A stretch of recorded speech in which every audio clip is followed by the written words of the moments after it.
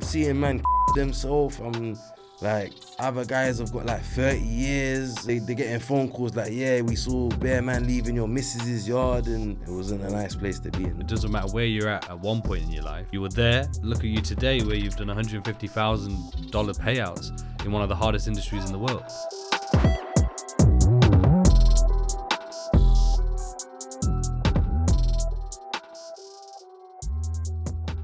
Welcome everyone back to the Words of Rizdom podcast. We are back once again, still the #1 podcast in the world, thanks to all of you and our incredible guests. The whole purpose of this podcast, if you're new here, make sure you hit subscribe first of all so you never miss an upload. But the whole purpose is to get as much value to you, the traders, get you funded, get you more capital, get you consistent, get you profitable, as we have done for so many of you across the world. The way we do that is through our guests who share with us some incredible insights. Talking of which, our guest today has hit an incredible milestone. Wow.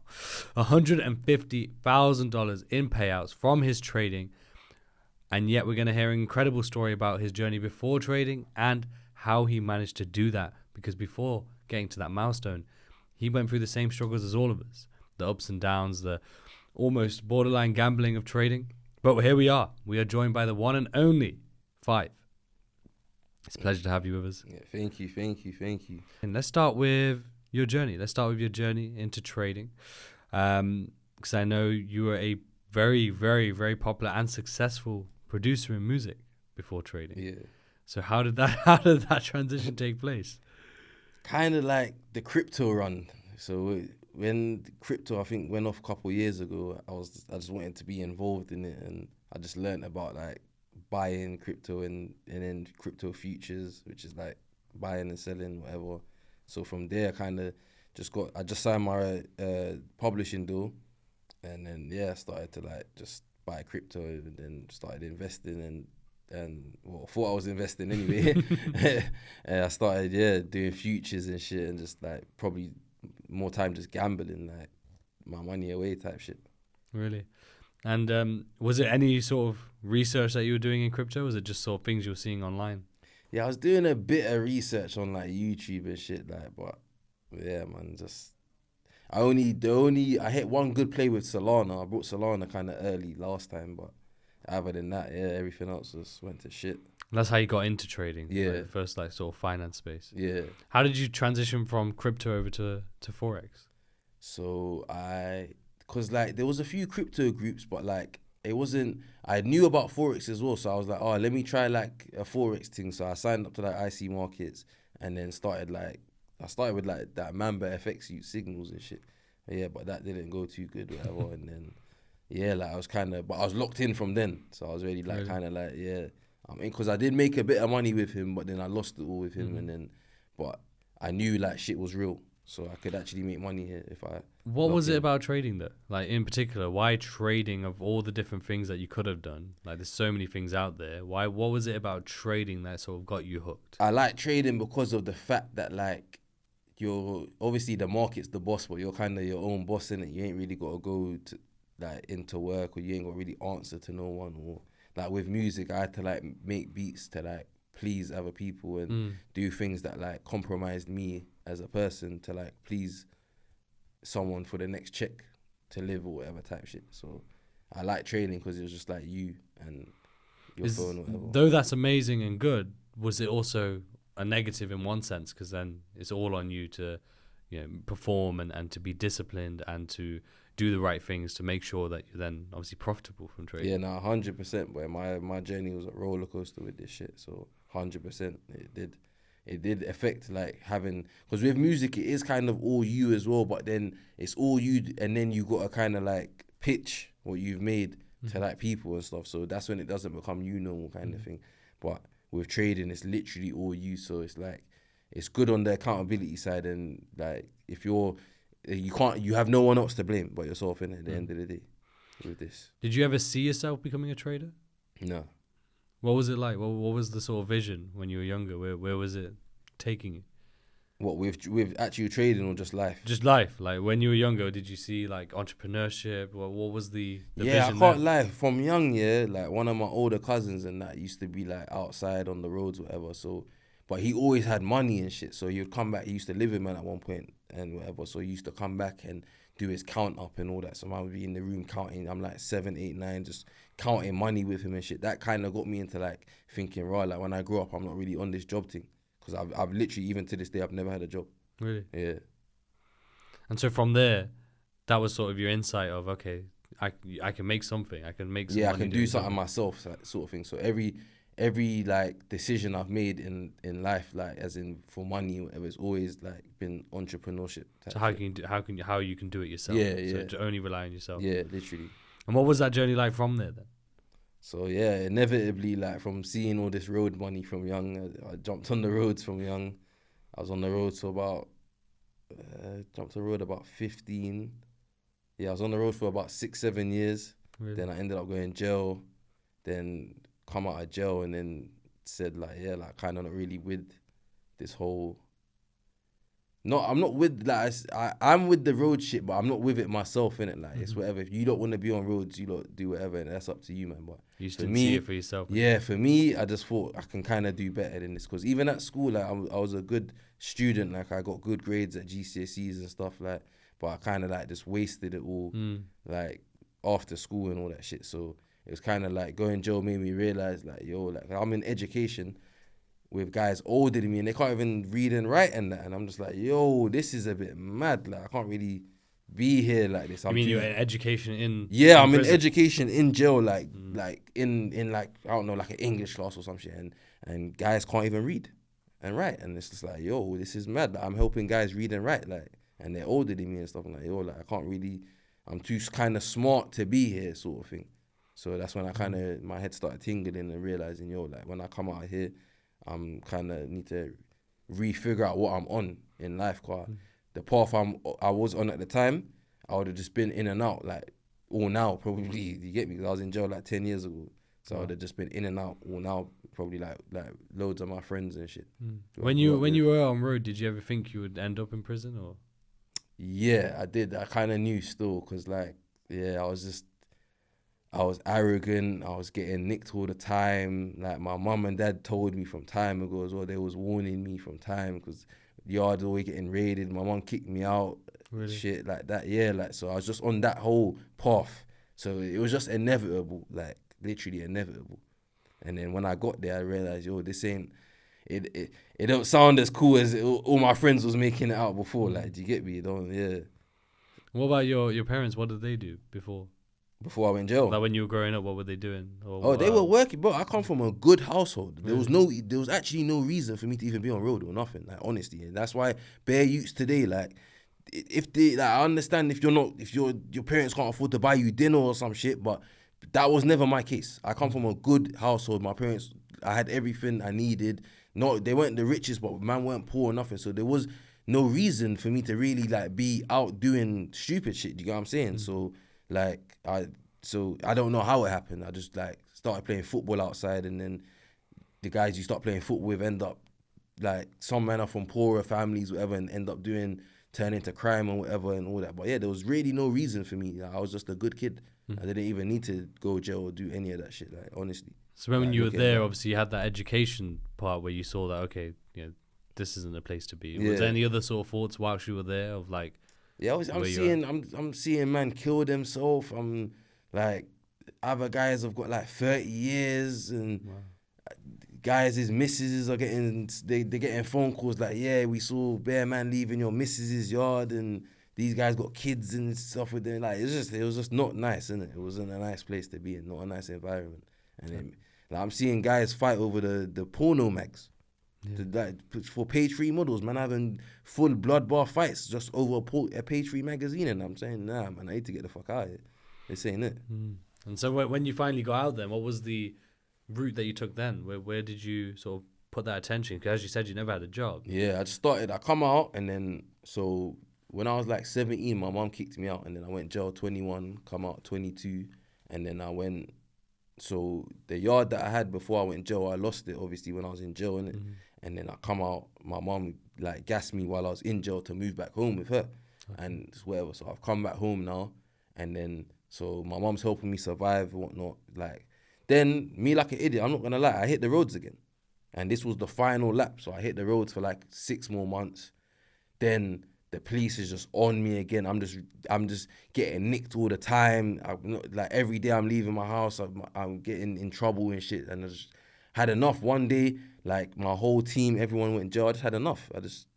Everyone went in jail. I said to myself, I'm not putting another shift on the roads myself. Whole team went in jail. No one snitched on me, luckily. Like, you get me? I had some loyal soldiers or whatnot. And then I said, I've had enough of this shit. I'm done. And from that day there, I've just been done. And then I started just looking at other ways to do shit. And then my brother, he always was doing music. So he had a studio and whatnot. So when I was in jail, I would be on the radio hearing like my brother producing songs and all this shit coming out on the radio and shit. So in the back of my head from jail, I'm thinking, yo, like, this could be, like, music could be another option. But at that time, I'm still young. I'm just thinking, yo, I'm coming out of jail. I'm hitting the roads again. Like, I'm getting straight back to it, whatever. So, yeah, but I always had that in the back of my head to, like, yeah, music might be an option. And then when I'm ringing my brother from jail and that, he's just telling me, yo, you finally made it here. Like, it's time to come out and switch it up, innit? Like, do something different. You get me? I'm in the studio right now. He was always Stormzy and that before Stormzy was even anybody. Do you get me? Like, so... Like, even when I come out and I'm going studio, like, I'm seeing Stormzy in the studio, just any rapper, like, he's not the Stormzy of today, do you get what I'm saying, sort of thing. So it's mad, like.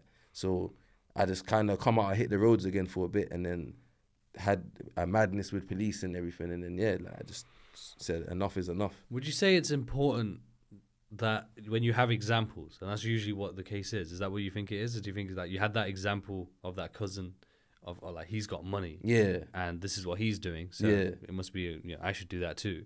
Equally though, in a positive manner, now you've seen your brother doing music, and he's on the radio, so he's seeing success there, and then it's like, okay, that's something I can do too. 100%, because where I come from, like, not even like, I don't even come from, like, I come from Harrow, innit, in Northwest London, so it's not the poorest area, but it's not a rich area at the same time. But where I come from, like, as a young black man, whatever, we only see success back in the day anyway. Now it's a bit different. But back in the day, the only people with money was footballers or drug dealers. That's it. So growing up, that's all man kind of really, every black youth kind of channeled their vision into either playing football or being a drug dealer. Because that's all, we was all a rapper maybe, but rapping wasn't really too big back then, do you know what I'm saying? As it is now, like, sort of thing. So yeah, so it's very limited. So we didn't really have many role models or examples, or the internet wasn't like what it is today, where you can watch a next man's story and whatnot. Do you get me? So yeah, like, it was very limited. So I only from young, I always thought, yeah, I'm either gonna be El Chapo or I'm gonna be fucking on the pitch with Wayne Rooney, and then, like, it was one of the two. That was the options from young, innit? I'm guessing, were you good at football? I was all right, I used to play for, like, Watford. I played for Fulham for a bit as well, young days. But then kind of, like, went high school, got interested in girls and smoking weed and doing other shit. And then, yeah, kind of just went downhill from there. And then stopped kicking ball. But all this time, because even, like, when I was younger, I didn't know. But recently I just got diagnosed with type 1 diabetes, innit? So I didn't know, but I've apparently had this from a kid. But when I was like 12, 13... my body just started feeling weird, innit? Like, I couldn't really run as much and shit like that. So football naturally started to fuck up, but it's only making sense now, like, why like, one season I was on fire and the next season I was just shit. Yeah, but it makes sense now because the diabetes was just eating man away, sort of thing. It's interesting you say that though, especially the role models. I think it's so important. I feel like, you sharing your story with us, so thank you for doing so. Yeah. It gives people, it shines that light. It doesn't matter where you're at one point in your life. Look at that, you were there, and then we're going to go into the period of obviously your music career, which is also incredible. Yeah.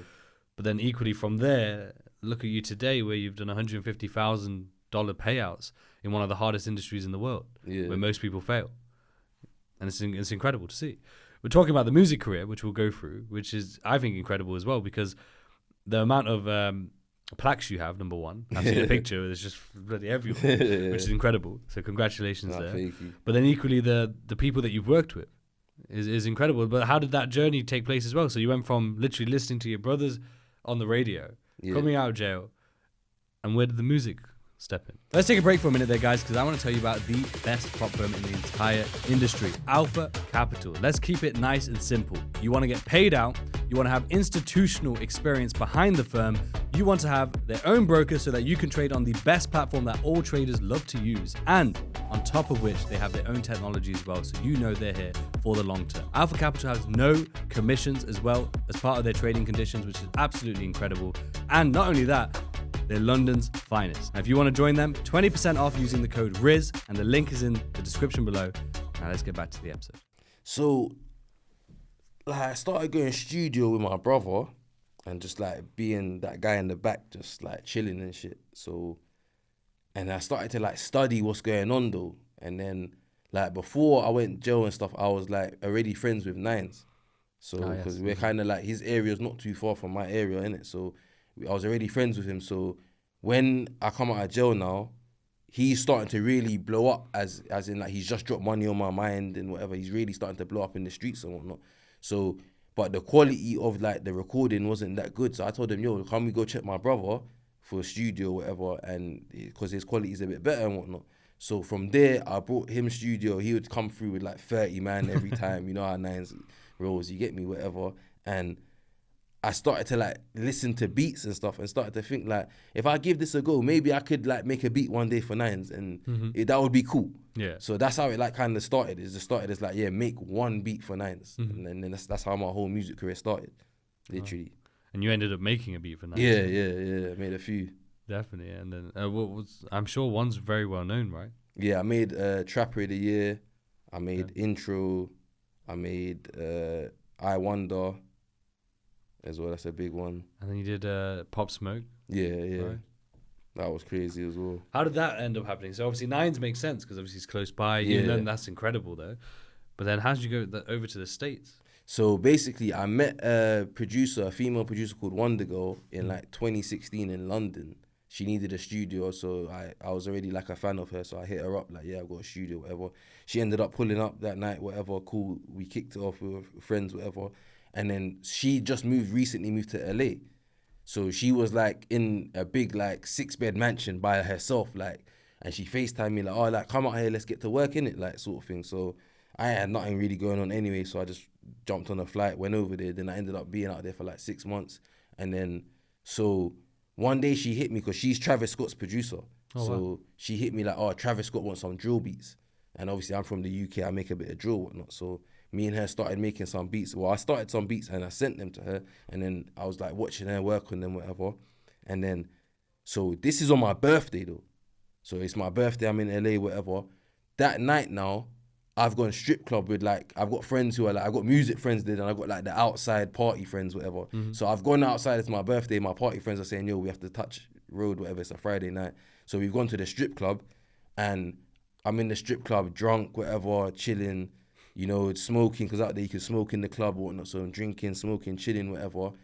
And I just pull up my phone now, I'm checking Instagram and I check Pop Smoke's put up a story. So I'm just flicking through my stories. And obviously the music's loud in the strip club, but I can hear something. So I put my ears a bit closer to it, and I'm just hearing my beat playing. Really? And I'm like, what the fuck? I'm so drunk. I instantly sobered up, like instantly. Like in 1 second, just instantly sobered up. Like, what the fuck? And I clicked on it again, and I'm hearing it, and he's already like recorded on it, and he's like spitting on my beat and shit. I'm like, nah, this ain't real. Like, what the fuck?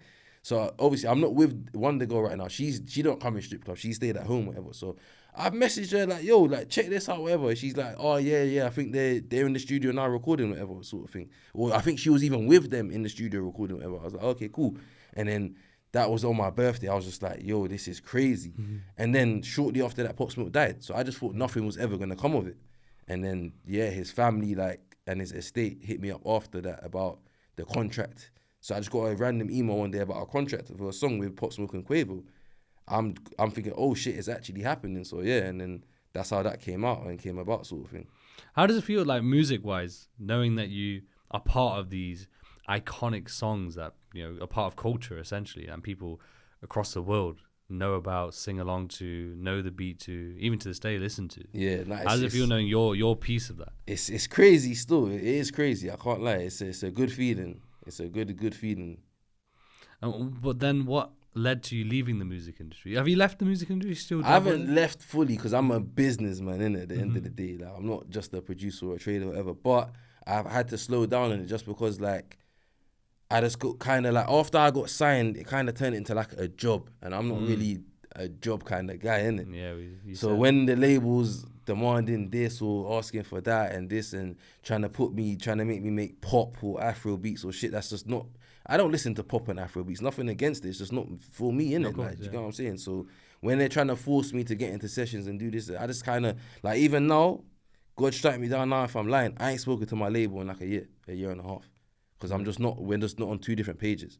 Do you know what I'm saying? So like, yeah. So after realizing that they can only really like help me with that sort of stuff unless I go to America, and then going to America I have to get work visa, this is that. It's all a headache and it's all a gamble, because at the end of the day no one might not like my beats. Yeah. And then I've spent all this money and there's no return. So I just kind of thought one day, like, yeah, I kind of knew, like, from when I got signed and it kind of got turned into a job, I kind of knew, like, I weren't really feeling this no more, like how I was. Yeah. Sort of thing. So I kind of started just, like, looking for other shit to kind of do. And that's where trading came along. Yeah, literally.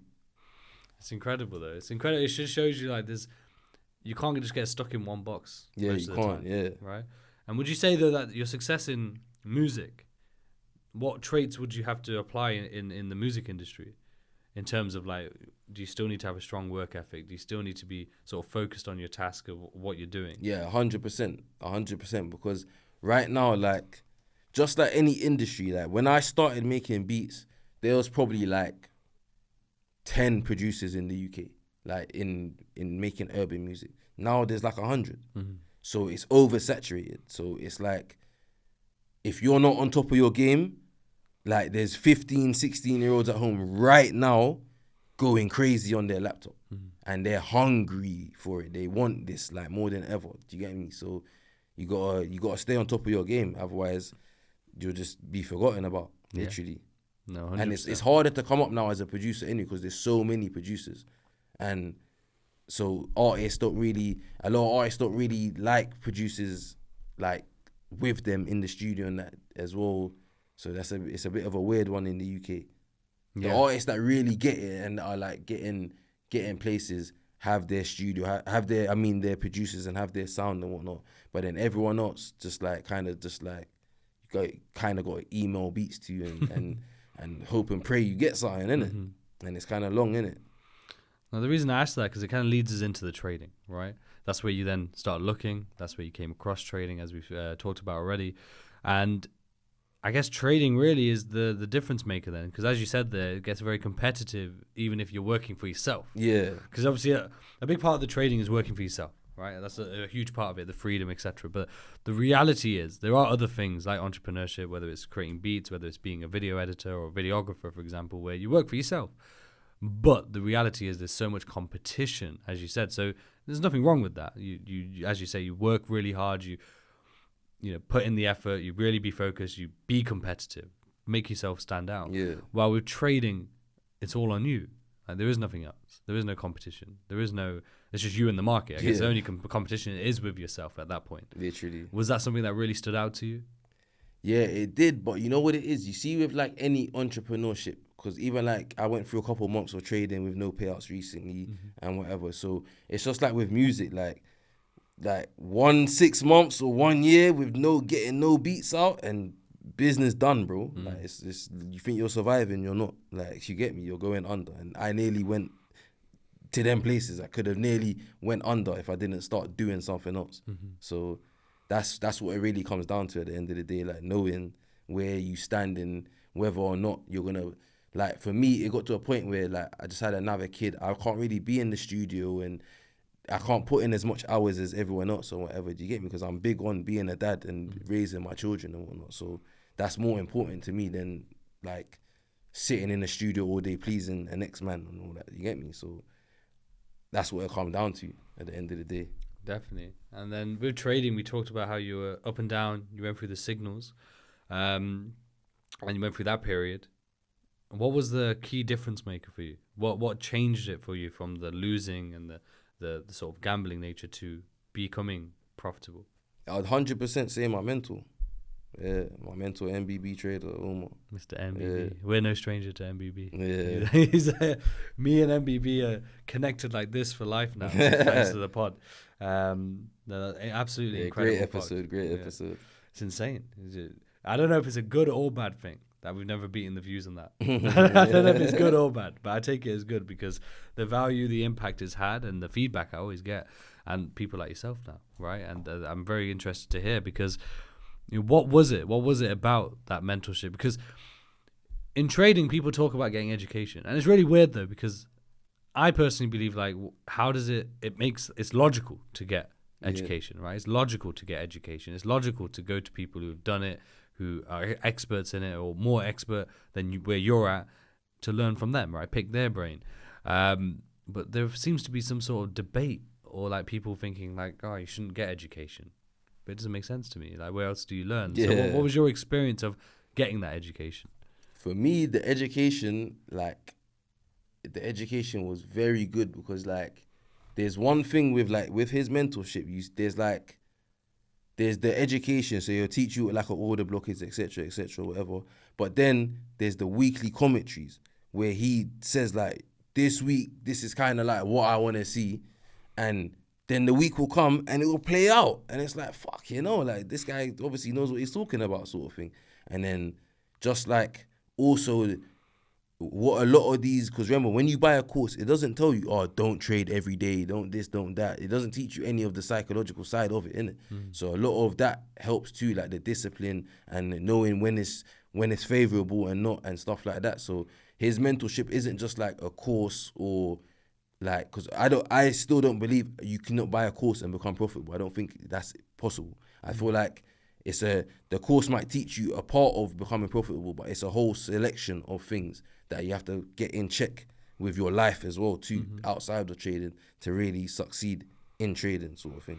Would you say that the weekly commentary, for example, just to touch on that bit, was that the first time you had actually seen someone who was saying they were trading but actually being right with what they were saying? Yeah, he's the first legit trader I ever bumped into like on the internet.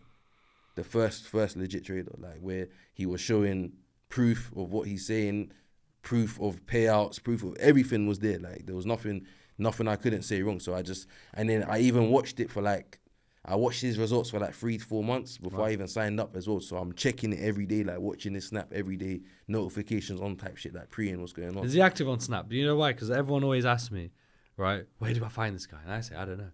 Right? I know he's on Twitter.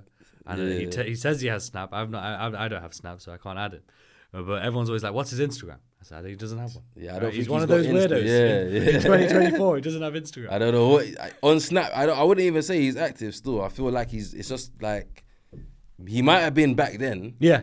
When he was like had a point to prove or whatever. But now that point's proven. Like he's not really that active now. How helpful was it though to see someone legitimate? How helpful was it with the learning process and the mentorship process? Because now you don't.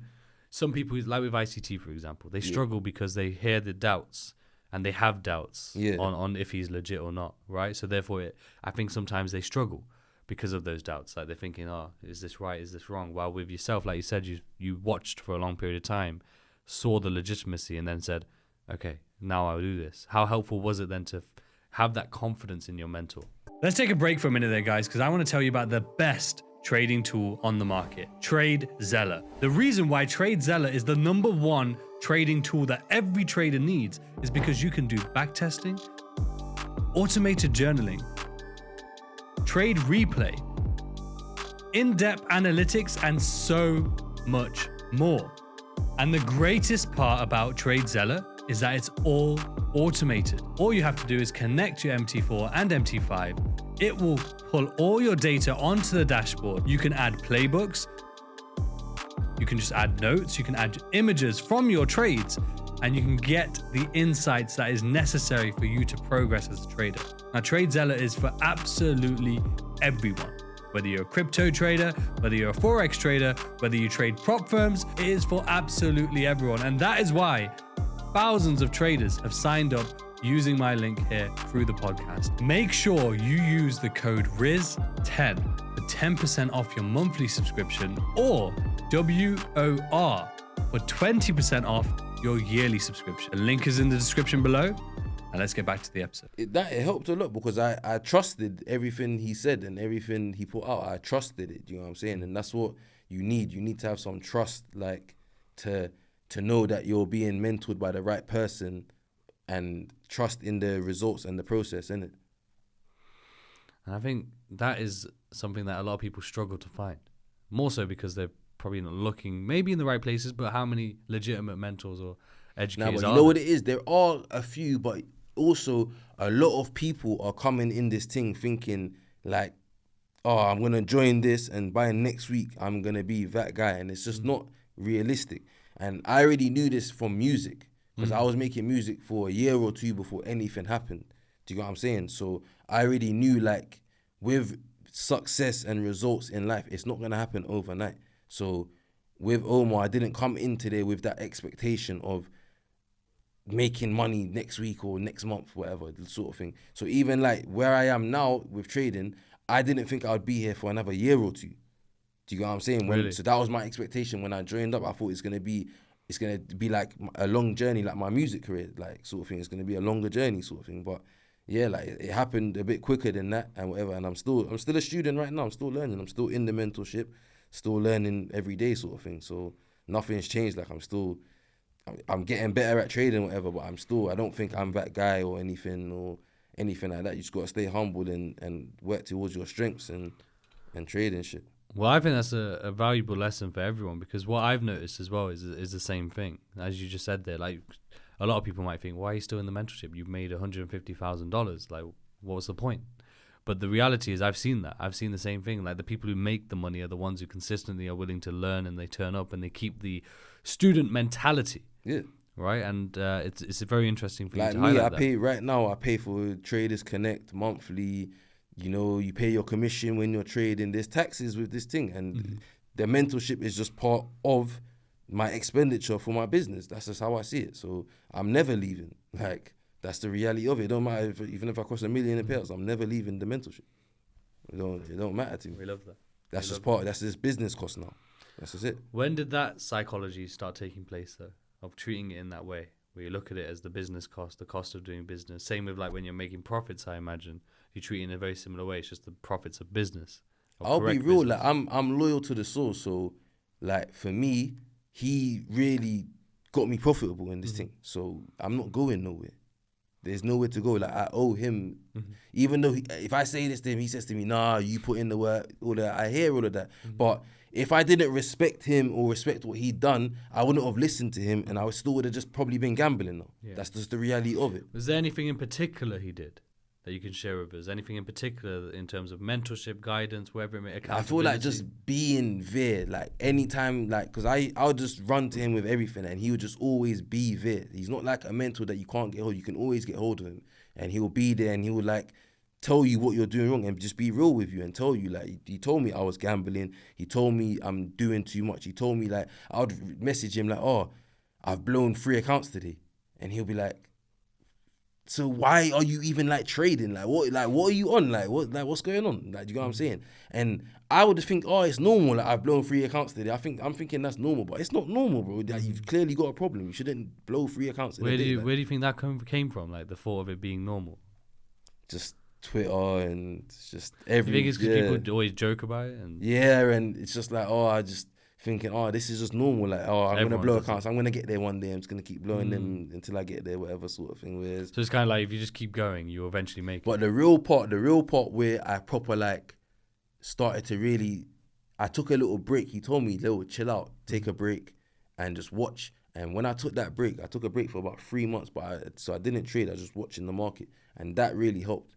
Because that helped me with FOMO, it helped me with discipline and a lot of other things that I was like battling at the time. That's interesting. So having that break, was it that you took a break from the actual actively trading? Yeah, like I wouldn't push the button. I would wake up every day, watch the charts, I would predict where it's going and stuff, but I wouldn't actually like open MetaTrader. So you did all the work. Yeah. Interesting. And would you say that a lot of people could probably benefit from doing something similar?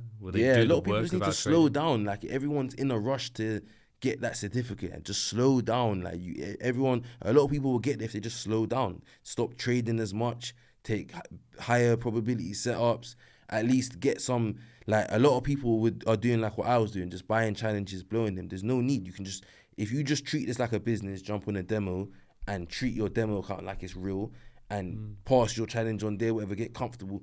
Like, there's no rush, and that's what everyone needs to understand. I was there too, rushing, but now I'm like foot in a little bit. I realize there's no rush.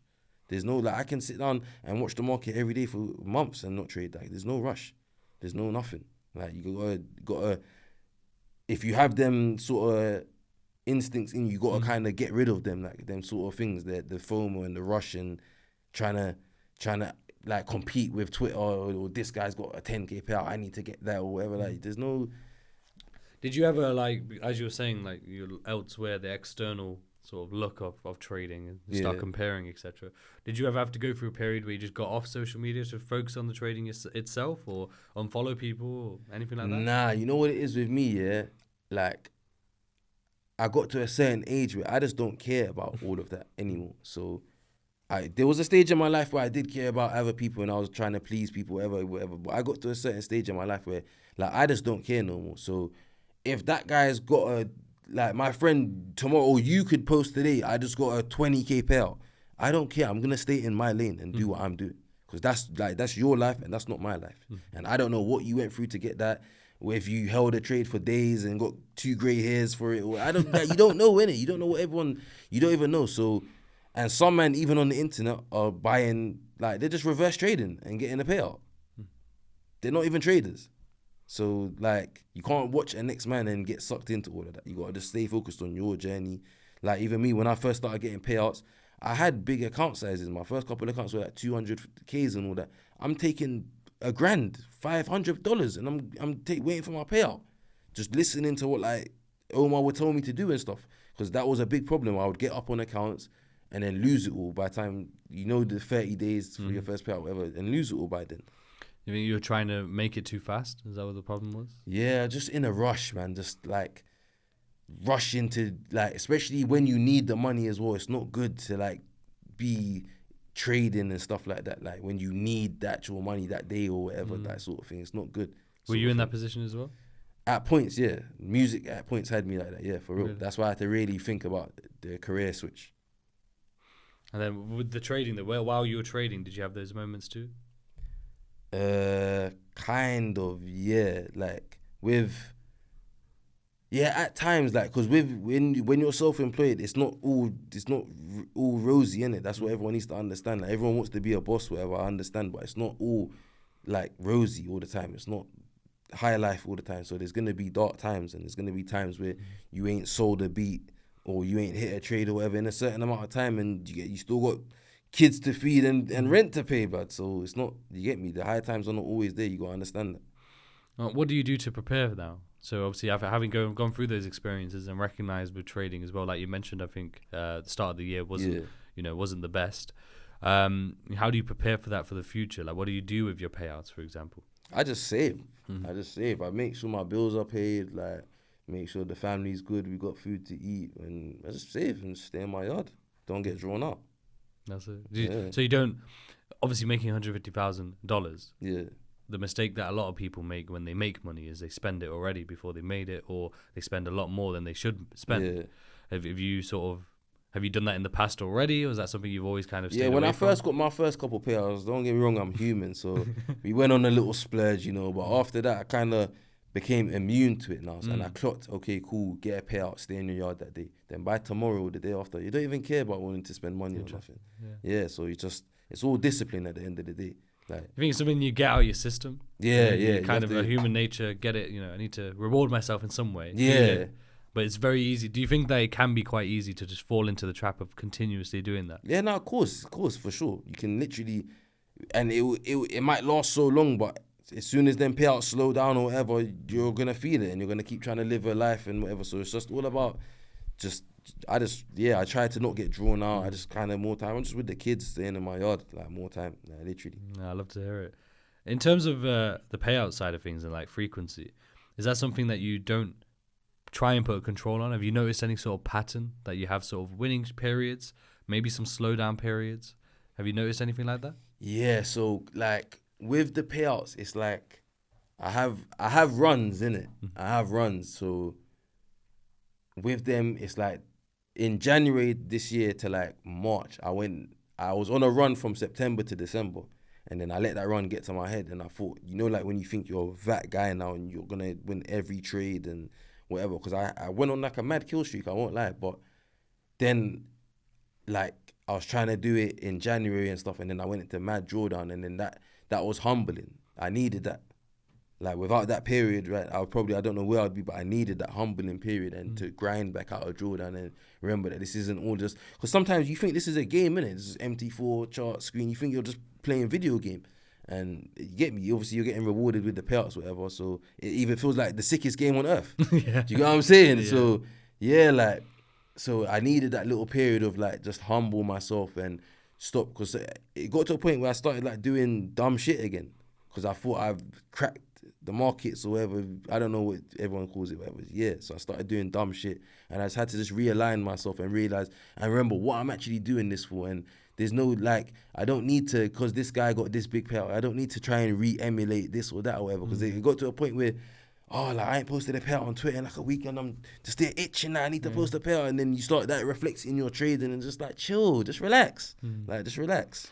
Do you feel like sometimes social media is very damaging to traders? Yeah, if you don't have the right mindset, and you don't like, if you can't, like, some people see me, I get inspired when I see stuff like people doing whatever, and some people, they get inspired or they hate in it. And if you're like the hating type, it's just gonna eat you alive, social media, especially if you're not doing your thing right now. Yeah. Well, it's interesting you mentioned that. So like when you went through that drawdown period, why not? You said you were in quite a bit of drawdown, but you clawed back out of it, and you know, most people in your position probably would have just blown the accounts. Yeah. They probably would have just max risk whatever was left on one single trade and thought, you know, it works out. If not, I just go buy some more challenges, right? So why didn't you do that? I just had my funded accounts for like, I had a few of them for like 6 months nearly and shit. I just wasn't like, they're my children. My accounts are my children. I love them. So I can't trade like that where it's just, blowing accounts and get it back. Like, I know you can get them back, whatever, but I'm very attached to them. They're my babies. I like to like see how much I've got out of each account, because the data's all there. I like to keep all my data on their account, sort of thing. So that's why I just like sat there one day. I told MBB what I'd done. He told me, yo, you're getting a bit like, just chill out, whatever, sort of thing. Like, you're doing too much right now. Like, chill out, don't trade for a bit and come back and just crawl yourself out, innit? You know how to do it, like, sort of thing. This is something you can do, sort of thing. So I was like, all right, cool, fair enough. And then, so I just slowed down and just took the slow approach. Didn't trade for a couple of months until I started to see like favorable conditions, and then that's when I got back in. And yeah, it only took me a couple of trades to get out of the drawdown, because I just caught the high of the week and I held. Really? Yeah, I held for a bit and it went short and whatnot. And yeah, that was a good trade. That was like a 4%, or then I was like maybe like 2-3% down. Then the next one back to break even. Then yeah, after that next trade, I kind of got the payouts, and it was like I was back. So how was that first trade though? What was the nerves like?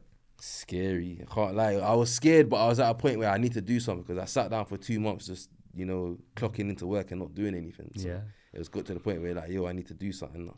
You think that's why trading is one of the most difficult things in the world? Because it's like you said, you turned up to work, but you never got paid for 2 months. Well, if you anything else. But only because of music is the same thing. Yeah, like, you can go to studio every day for months and not get paid till next year. So you kind of, would you say, you know, as you said, you came into this with the mindset of, this may take 2-3 years or 4 years, I'm willing to do it. Yeah. Ended up happening much sooner for you. Yeah. Do you feel that the journey through music allowed that to happen? Because your mindset is already accepting. Yeah, because I went through, like, it took a little bit of time to get going. So I already know that it's just like any business, like, because even like you can see businesses get made today, and then it takes them a year or two, maybe 3 years, 4 years, until they start really going. Like, do you get me? So like, I remember when like Uber Eats just came around and shit. And then like to now it's just like normal. Like it's hashtag normal. So it's how businesses go. It's not just gonna kick overnight. What about, you mentioned about you want to keep your accounts. Well, like, what's the longest you've had an account for, a prop firm account? Obviously, I had my TFT account, the OG one. I had that till the other day they went. But I had that one since August last year, so 10 months. And then I think you got, how long you've had Alpha for? I've had Alpha for 9. 9? Yeah. Wow. You must have heard of Alpha very early on. Yeah, I took the risk. I didn't even see a payout or nothing. I just liked the website. Really? Yeah, I was just weird. I just liked the website. They had like a 40% discount on, and I was like, you know what? fuck it. The one thing I love about them, which is so different, is that Alex, one of the founders, his number is on Discord. Oh, his phone number. It's just always there. And he's always even know calling that. and speaking to traders. It's swear wild. down, I've yeah, never that's seen sick. anything like it, bro, honestly. I think it's so cool and interesting. And I guess he's putting himself on the line, which is cool. But that's incredible, though. Like, you don't hear of that too often. Like, one thing, the only other trader I've heard who have like long-term accounts like that is like Jade Cap. Yeah. And But he's a big inspiration, man. Right. He's like, the way I see him, he's not really with the prop world no more because he's in USA or whatever, but the way I've seen him hold his accounts for time and his ROIs and stuff like this, like, that's, because you got to treat this shit like a business. It's not, some men think, like, they think they're at the arcade and like, put some coins in, blow their account, the game's done, put some more coins in. Like, nah, I was doing that before. I'm not at the arcade no more. I'm here. I'm in story mode, trying to complete it. Like, do you get me? I'm done with that. They're great analogies there. They're great. But I agree, though. Like, Kyle's like one of the only ones who has the, you know how most people are like, I've got X amount in funding, like, you know, millions, and I've got this many payouts. And they really boast about it, which is no problem. That's an amazing thing. Yeah. But normally those people are the ones who have done the max, huge risk and managed to get big payouts, which is great. But he's one of the only ones who've done it, but done it with like proper risk management, and professional trading money. Which it seems like you're on the track of doing. You're already at 150K. That's literally what I'm trying to emulate. Like, literally, I'm trying to hold my accounts for as long as possible. Do you have any sort of vision or goal for like personal account? Like, is that like an end goal for you, or are you just happy with? Not at the moment, nah. Until the prop world's gone, then I'm here in the prop world. I'm not, because personal capital is very personal. Yeah, and that's why I don't really with it. It's actually, it says it on the tin, like, personal. Like, you lose a bag, you've actually lost that bag. Like, you get me? So I'm not really there. I don't know if I'm ready for that emotions yet. Sort of thing. Yeah. So ever since obviously leaving personal for prop, you've not gone back. Nah, I've not gone back, not even once. And so I'm guessing you want prop to stay around. Yeah, 100%. I love it. What do you think? Like, how are your feelings been over the last few months with everything going on? Because obviously you were with SFT at one point. I was with SFT, TFT, True Forex Funds, my Forex Funds too. We move in it. It happens. Like, we know what kind of game we're in. I'm not gonna speak too much on the props or whatever, but like, businesses come and go. Some businesses fail, whatever. I can't be bothered to sit here and dwell about it. As long as I can get more capital or whatever, just move, innit? We just move. That's how I see it. I see some men still tweeting about my Forex funds going down, bro. Move on.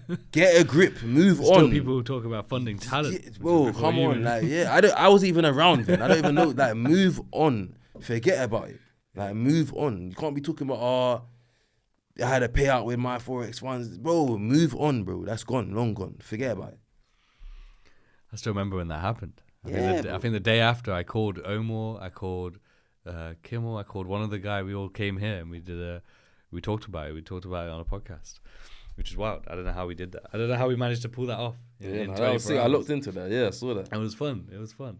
But now they're just dropping like flies. So it really is. Yeah, it is what it is. Like, even a couple new firms, because at one point I was a new firm, man. I was like, that's how I found Alpha, SN, couple firms. I was a new firm, man. But even now, I'm not even on it no more. Yeah, I'm not even on it because bare firms I've seen, bare new ones. I was in their Discord. They're looking legit, bro. They're not even here today, bro. 3 months. They even last 3 months. Yeah. I think obviously the MetaTrader thing had a massive impact. Them deciding to leave the space, and I think it really messed with a lot of firms because they weren't prepared. But also, I think it's been good what's happened in the sense that the ones that have left and the reason why they've left in terms of like bad business, like setup, like the foundation of the business wasn't good, and they've ended up collapsing, including SFT. But I think it's been good for the overall, because then the other props that have good infrastructure can look at it and say, okay, this is how we avoid that.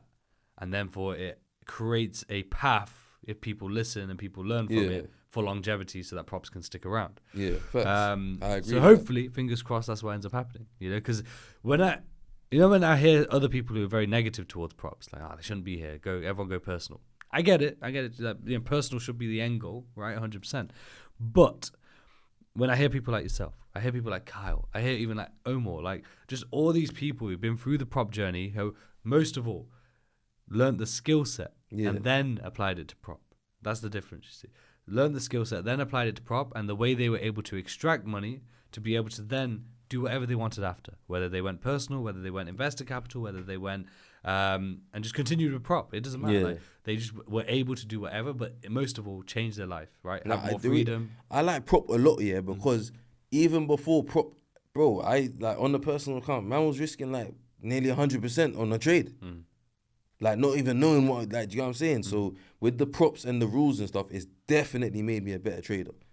Definitely, because like I've blown so many accounts to realize what your margins and all these like little things that it's definitely. So even if I had personal capital now, I would trade it like a personal account. I would trade it like a prop account. Yeah. And that's how I'm gonna trade forever now, just like a prop account, because the rules and everything. It's more.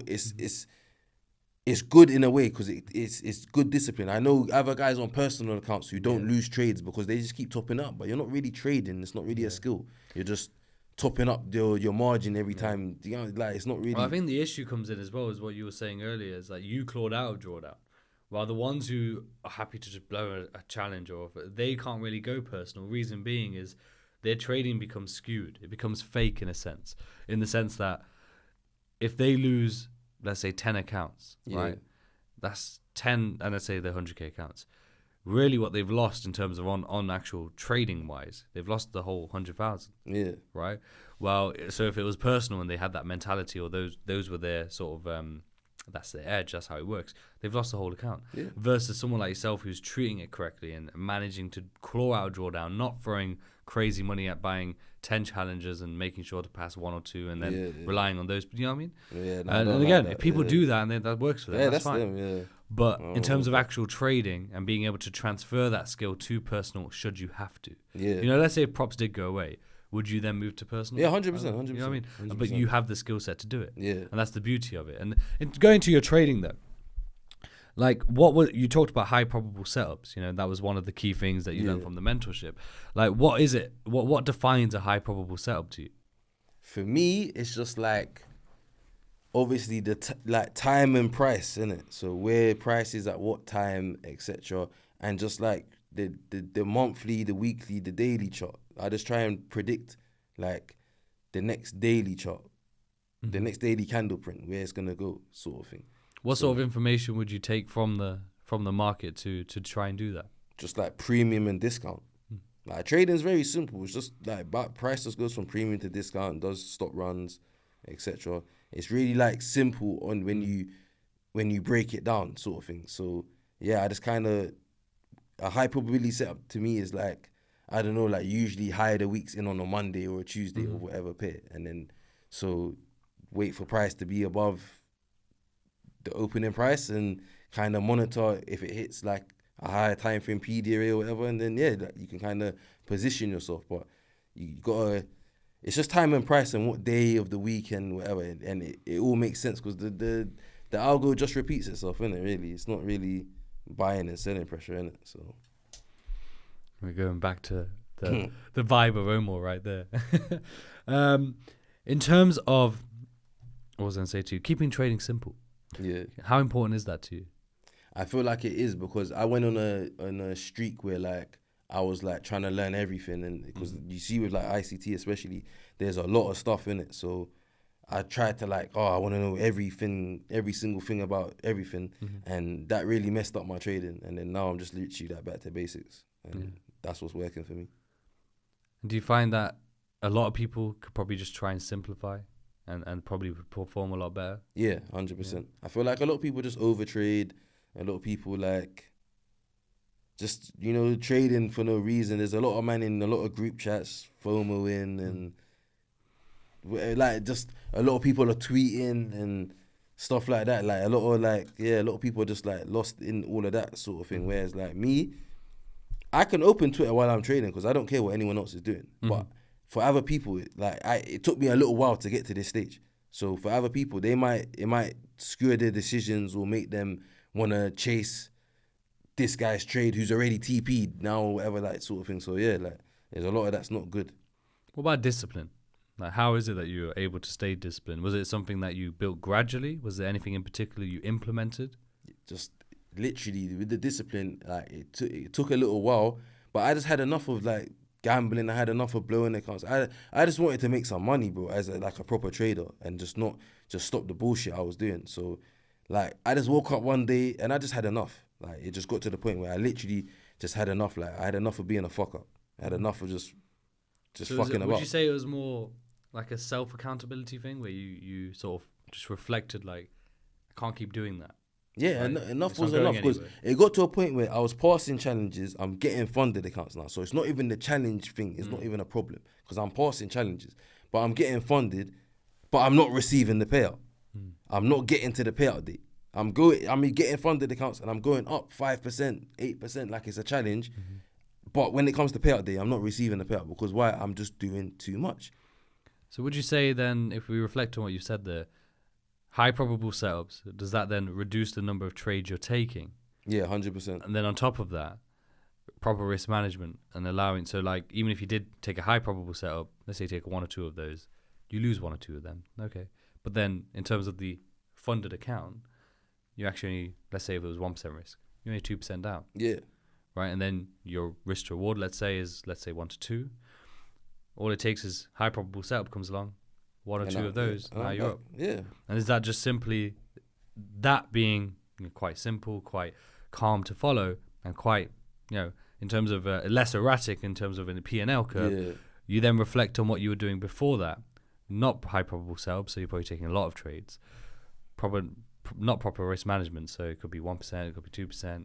Fluctuation. Freestyling. Like, this is a business. You gotta. If you have a system, and you have all these numbers and data, you're gonna fuck up your data by changing things, and that's what I was doing. I was fucking up. So was it like very erratic? Yeah, my P&L used to be crazy. Now it's just like on challenges, it's more like little dip, then up again, then you know what I'm saying? It's like, because I do still, everyone loses trades, innit? But knowing that you can lose a trade, or even 2, or even 3, and knowing by the end of the month, or the end of the next couple of months, or the end of the quarter, you're still gonna be up, it's a beautiful thing, and that's what I know now with my data and stuff. So I can lose a trade today, and I honestly won't care. Like, do you think it's important, your thought process? Right, going off what you're just saying there is like, rather than focus on the day of like what is the result today, you're focused on, what do you focus on? Do you focus on a week? I focus on like week to month, more than month. So let's say, is it rare for you to have a losing week? No, it's not rare. I haven't had a losing week in a while where like the whole week I've just lost, but I do lose trades. Might lose. Like, let's say if I place like 3 trades in a week, I might lose 1 or 2. But more time, end of the week, I'll still be like. Are you trading every day? Nah. What days don't you trade? I rarely trade Mondays and I rarely trade Fridays. So more the midweek. More Tuesday, Wednesday, Thursday. Sometimes not even Tuesday. Sometimes it's just Wednesday and Thursday, to be honest. And then what about like if there's like high impact news? How are you trading? It depends. Like, I'm not one of them guys that like open up a position before news. But if I'm in like, because sometimes I'll leave like a runner on from the day before, whatever. And if that's at stop losses break even and news comes later on the next day, whatever, I'll leave it and see what happens, sort of thing. But yeah, like I'm not high impact news, I need to load up kind of guy. Yeah, not on that. And then in terms of strike rate, do you know the sort of average strike rate you're looking at? In terms of data wise, because obviously this is all data. How do you collect data? I just use the prop accounts, innit? Like so just what they give you. Yeah, because I've had my accounts for so long, I can kind of judge my data now and stuff. So with the funded accounts anyway. So with like, I've clocked like on a good week, my strike rate will be around 70 to 80. And then on a kind of normal week, it might be around 50%. But that's the lowest it kind of goes, like 50%. Okay. Yeah. And by knowing this though, by knowing your data, does that help with your trading as well? Is that 100%? Because before I knew my data, I would be less confident to trade and stuff. But now, like, if I see what I want to see, I don't mind taking it, because I know over time, my data shows me time and time again that I have my own edge, sort of thing. And so I'm not scared to like enter the market when I see what I need to see, sort of thing, anymore, because I know the data will back up my like whole pattern, if you get what I'm saying. Yeah, definitely. So it gives you the peace of mind. It allows you to being more confident in taking your trades or not taking trades, or taking a loss, taking a win, and so on. When it comes to your timeline, how long has it been that you've been trading there? So you've done $150,000 in payouts, but how long have you actually been trading, including when you came into FX? I got my first payout properly in September 2023. Wow. So it's been like 9 months or something. I don't know, 150 but with trading altogether, it's probably been, I think I was trading like 2-3 months before I joined Omar's thing, and I joined Omar's mentorship in January 23. Yeah. So I've been trading just maybe like 2 years now. Just under, yeah. Yeah, just under 2 years. Wow. That's incredible. No, thank Absolutely incredible. And, what would you say to someone out there? I'll give you a couple questions like this. So first of all, it would be like, what would you say to someone out there who is maybe new or looking, just coming across trading? What would be your advice? Not to necessarily copy what you've done in the sense of how fast, but more so, what can they avoid? What can they learn from to try and make sure they go on the right path as well? Just gotta it's hard with trading because you can tell a man to backtest, but even me, bruv, I've never backtested before because there's no pain in that. How I got here is from the pain of watching stop losses get hit and losing real money, buying these challenges. That's what got me here, the pain, because I just had enough one day. I just had enough. So I don't feel like there's any real answer. There's obviously the common sense basic ones study, find a proper mentor, etc. But at the end of the day, this is a lonely sport. You gotta get with the program or not really. Do you know what I'm saying? So I feel like with backtesting, it does help because you can see the market, whatever. But because you're not really attached to it or whatever, it's not really gonna affect you. Because you could be in a trade now. Your decision with live money, your decision is gonna be different to on backtesting. A man will say, "I see bear man do this on the net," and I just laugh because I see a man say, "Yeah, I found a new strategy. I backtested it. It makes me fucking, I don't know, I backtest 1 to 5R and it makes me this amount, 20% in a month or whatever. And it's like, yeah, man, good luck on re-emulating that on a live market because you're not holding 1 to 5R on your funded account, really. Do you know what I'm saying? 1%, you're not holding stuff like that. So there's you gotta just figure out who you are as a person in the charts first. And then once you figure out all your good stuff and your bad points, you just got to filter out and work towards your good points and get rid of your bad points and stuff like that. And there's no rush in this thing. You got to just take it slow and every day as it comes and make sure you're studying, make sure you're being accountable for what you're doing and stuff otherwise you'll be stuck. Like me, I was in a cycle for time, of just account blowing, then account passing, then blowing, then account getting up on the funded account, then blowing, then account to finally getting payouts. So it's all a process. Do you get what I'm saying? So you're not gonna jump in this thing and be the guy you think you are gonna be in 6 months or whatever. It's not even, I've done whatever I've done in a short amount of time, but I'm still learning every day. I'm still a student. I'm not, as I said, I'm still in the mentorship. I'm not leaving. I'm not going nowhere. I'm here. So I'm always a student. It don't matter how big I get or whatever. I'm always just a student to the game. Definitely. I love that. And I think a lot of people can take away a lot from this episode, hopefully. That's why I was excited to do this. Because not only have you achieved a lot in trading in such a short space of time, you've achieved a lot in music, achieved a lot in life, and overcome a lot as well. And I think, when it comes to podcasting and hosting a podcast, these are the sort of stories that matter the most. People who genuinely, especially a trading podcast, genuinely done well in trading. Yeah. You've been through the journey, the highs, lows, done the steps to do that, but then have been through a story of its own. Just everyone has a story, but yours in particular, I'm sure will resonate with a lot of people. Yeah, I hope so, man. I hope so. I'm trying to show the people them, it's not always the streets, or there's other ways to do shit. You don't need to do all that bad man street shit. It's dead now. A lot of kids are coming off the roads, and a lot of people are making money in other ways now. There's a lot of legal ways to live your life without having to worry about police and jail and all these things, and that's what I'm here for. Otherwise I'll just keep quiet. No, definitely. No, and I really appreciate you sharing everything Yeah. with us. And one thing I will say is, I will ask you, is like, is that one thing you love about the markets? It doesn't care who you are. It doesn't care about your past. It doesn't care about anything. I do love that still. That's it. It cares about taking your money. Yeah. Took a lot from me. Where I had to You and me get both, it back in blood. But as you said, though, it's like, there's nothing to avoid the pain. And that's probably a very good message to give anyone, whether they are early on or going through it, is like, the one thing you can't avoid in this game is losses. Yeah, because a lot of questions I get, like, man that see me post payouts, whatever, they hit me and they're like, oh, so how much do you think I'm going to lose before I start getting... And it's just like, brother, you're already coming into this thing with all man think they're going to learn this and that or ICT in 2 months or finish one course and they're going to be that guy. Like, you got a lot to learn, you get what I'm saying? But man need to understand that this is a proper journey. It's not no overnight. It's not no 1 year success. Even now, I still don't feel like I'm where I want to be at. So it's like another man could think, oh, like I used to think before I had any payouts, oh, I just want 10K in payouts. But now, like, do you know what I'm saying? A lot's changed from there. So but I think that explains the mindset that's necessary. Yeah. I mean, literally that alone just says the mindset that's necessary for this game and generally for success